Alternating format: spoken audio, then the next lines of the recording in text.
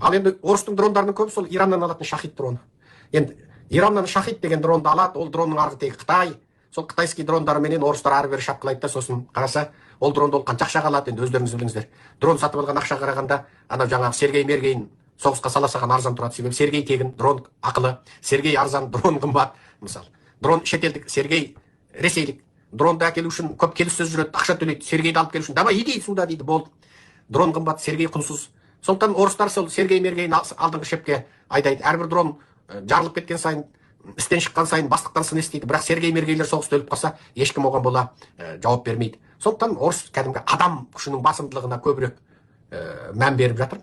Ал украиндер негізінен сол тығылып отырып, кнопкамен орыстарды қынадай қырып отыр. Бірақ дәл қазіргі соғысып жатқан алдыңғы шепте орыстардың соншама құтырылып өлермендене шабуыл жасағанына украиндердің өзі таңырқап тұр. Украиндердің өзі таңырқап. Адам шығыны қисап жоқ, өлімде қисап жоқ. Бірақ орыстар қайтып жатқан жоқ. Өліп жатады, жаңа бригадалар, жаңа бөлімдерді алып келіп толтырып жатады. Оны өз ішкі ақпарат жанып болған. Енді орыстар кеше ғана жаңағы 1000 әскер, 2000 әскер сол тобыменен, бөлімімен қосып жойылып кеткенін білмей, жаңадан жаңағы мұрын боғай ағып тұрған жастарды алып келеді, тағы да айтады, оны Украина қырып салады. Қазіргі соғыс майдандағы негізгі соғыс осы болып тұр.